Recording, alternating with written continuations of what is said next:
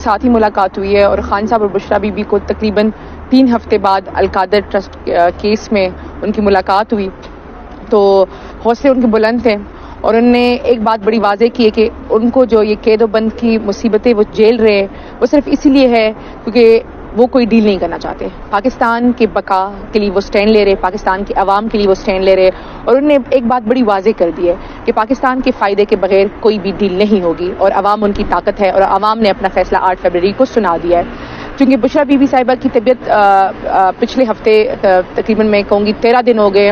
ناساز ہوئی تھی اور 13 دن ہونے کے باوجود ابھی تک ان کا کوئی اسپیشلسٹ چیک اپ نہیں کرایا گیا ہے, تو اس پہ ہمارے تھوڑے ہائی کنسرنس تھے. وہ ہم نے جو آنریبل جج صاحب ہیں ان کو بھی آگاہ کیا, باقاعدہ اپلیکیشن پٹ اپ کی. یہاں بھی اسلام آباد ہائی کورٹ میں بھی ہم نے ریٹ پٹیشن کی ہوئی ہے, ساتھ میں سی ایم کی ہوئی ہے کہ ایک تو بشرا بی بی صاحبہ کو اڈیالہ جیل واپس شفٹ کرایا جائے, دوسرا ہمیں کنسرن ہے ان کے کھانے کے حوالے سے, ان کے صحت کے حوالے سے. تو ہم نے آنریبل کورٹ کو آگاہ کیا ہے کہ ہمیں یہ اندیشہ ہے کہ ان کو پوائزن کیا جا رہا ہے اور ان کی جان کو شدید خطرہ ہے, تو اس لیے جو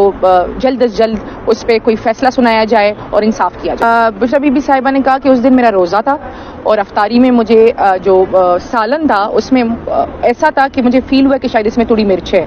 لیکن جب میں نے وہ کھانا پورا کھایا, مطلب اتنا زیادہ مرچیں نہیں تھی کہ میں وہ کھانا کھا ہی نہیں سکتی, مجھے لگا تھا کہ انہوں نے مرچیں ڈالی ہے مجھے تنگ کرنے کے لیے, تو میں نے وہ کھانا کھا لیا. لیکن جب میں مغرب کی نماز کے لیے سجدے پہ جھکی تو انہوں نے کہا میری آنکھوں اور ناک سے پانی بہنا شروع ہوا اور میرے پیٹ میں اتنا شدید درد تھا اور اتنی جلن تھی کہ مجھ سے وہ نماز کمپلیٹ نہیں ہو پا رہی تھی. انہوں نے کہا میں نے شکر کھایا, وہاں پہ میں نے پانی پیا, لیکن مجھے اس سے کوئی افاقہ نہیں ہوا. وہ رات میں نے شدید کرب میں گزاری. اگلے دن میں نے جو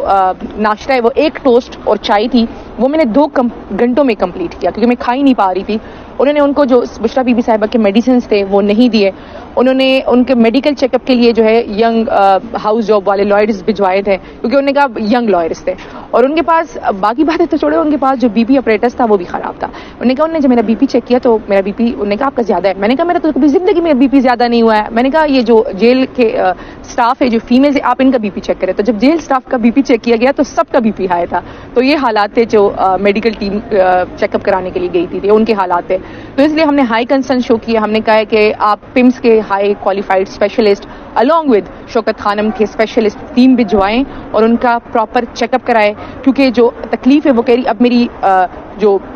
جلن ہے وہ کم ہو گئی ہے لیکن میرے منہ کا ذائقہ نہیں ہے, اور میں پانی بھی پیتی ہوں تو مجھے ایسا ٹیسٹ آتا ہے جب انسان اینٹی بایوٹکس لیتا ہے اور اس کے منہ کا جو ذائقہ ہو جاتا ہے, حالانکہ وہ کوئی اینٹی بایوٹکس نہیں لے رہی, نہیں ان کو کوئی ایسی ادویات دی جا رہی ہے. تو یہ ان کے ہائی کنسرنز ہیں. اچھا, ان کے جو لپس ہے بالکل سفید ہوئے ہوئے ہیں, تو ہم بار بار یہ کہہ رہے ہیں کہ ان کی جان کو شدید خطرہ ہے. ہمیں ہائی کنسرنز ہیں کہ جو ان کا کھانا ہے وہ ہیلدی نہیں ہے. تو اس لیے میں نے بتایا نا کہ ہم ریٹ پٹیشن میں بھی آئے ہیں, لیکن میں جو رسپانسبل لوگ ہیں ان کو بھی یہ کہنا چاہتی ہوں کہ جلد از جلد جو ہے نا